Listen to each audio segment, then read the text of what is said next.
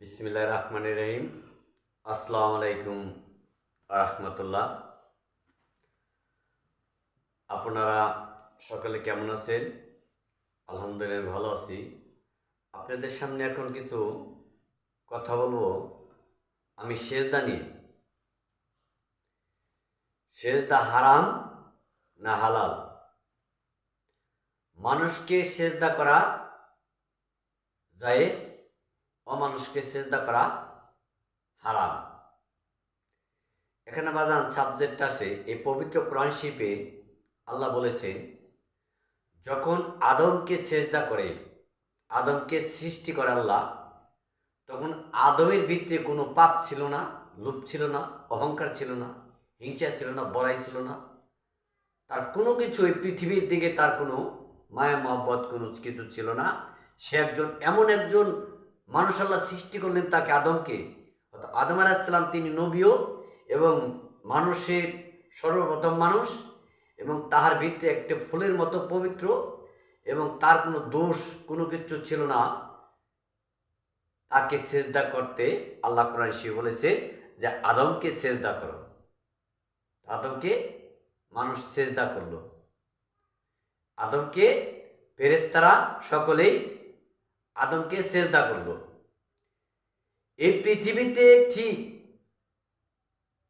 এরকম মানুষ যারা আছেন, যাদের গায়ে দাগ নাই, অহংকার নাই, হিংসা নাই, বড়াই নাই, টাকার লোভ নাই, ঘর বাড়ির লোভ নাই, দুনিয়ার কোনো আশা করে না, এরকম ফুলের মতো পবিত্র যে মানুষগুলো, তাদেরকে সেজদা করা জায়েজ। আর ওই মানুষকে সেজদা করা হারাম। কোন মানুষ? মানুষ মানে পশুরূপী কিছু মানুষ।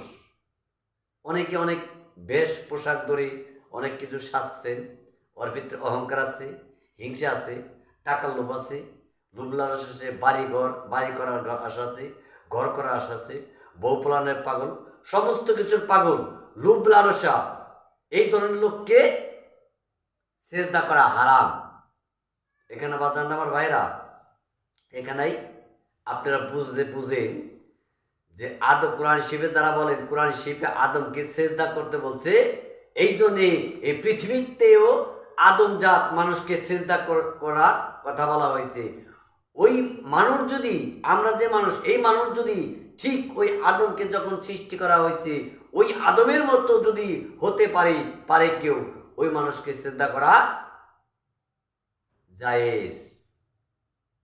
আর মানুষরূপী পশু যারা, মানুষের ভেষ ধরে মানুষ হয়ে জন্ম নিয়ে ভেট ফেচালত অনেক কিছু নিয়ে যারা করে, তাদেরকে সেজদা করা হারাম। বাজান আমার ভাইরা, এ পর্যন্ত আপনারা কত জায়গায় তো কত কথা শুনলেন, কত ওয়াজ শুনলেন, কত গান শুনলেন, কত পেশাব বাড়ি দৌড়ালেন, কত কিছুই করলেন। জীবনে কি পাইলেন? জীবনে কিছু পাইতে হলে আগে নিজেকে খুঁজে, নিজের ভিতরকে খুঁজে, নিজের ভিতরে না খুঁজে অন্য কোথাও খুঁজে লাভ নাই। বাজানরা আমার ভাইয়েরা, সকলে ভালো থাকবেন, সুস্থ থাকবেন। আসসালামু আলাইকুম রাহমাতুল্লাহ।